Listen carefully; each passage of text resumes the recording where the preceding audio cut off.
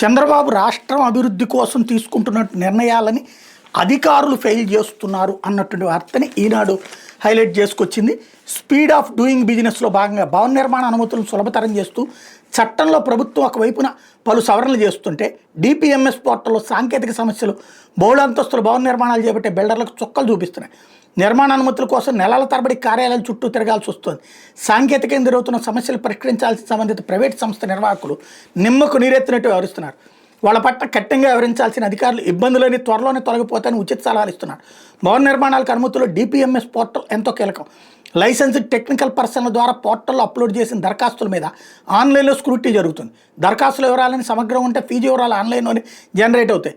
Fee మొత్తం చెల్లించాక భవన నిర్మాణానికి అనుమతులు ఇస్తూ ఎండార్స్మెంట్ దరఖాస్తుదారుకు వస్తుంది.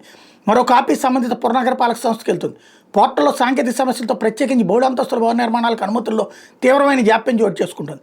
రాష్ట్ర వ్యాప్తంగా వందల దరఖాస్తులు పెండింగ్లో ఉన్నాయి. అన్ని దస్తావేజులు పత్రాలతో దరఖాస్తులు అప్లోడ్ చేసినా ఏదో ఒక కొర్రి అభ్యంతరం వస్తుంది. సరిదిద్ది మరోసారి దరఖాస్తు అప్లోడ్ చేస్తే ఇంకో అంశానికి సంబంధించిన అభ్యంతరాలు వ్యక్తమవుతున్నాయి. ఇలా బిల్డర్లు ఒక నిర్మాణానికి 4-5 సార్లు దరఖాస్తు చేస్తున్నా సమస్యకు పరిష్కారం లభించలేదు. పోర్టల్లోని సాంకేతిక సమస్యలు ఈ పరిస్థితికి కారణం తెలిసినా ఎవరూ పట్టించుకోవడం లేదు.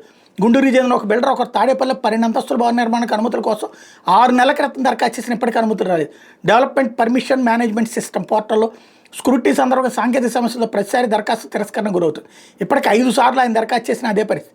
సమస్యను పరిష్కరించాల్సిన పోర్టల్ నిర్వాహకులు పట్టించుకోని కారణంగా అనుమతుల్లో జాప్యంతో అనేక మంది బిల్డర్లు అవస్థలు పడుతున్నారు. ఇక్కడ ఇందులో వీళ్ళు నీచి జర్నలిజంలో భాగంగా మార్చేశారు. కానీ అవన్నీ ఉండాలనే కదా అది పెట్టింది.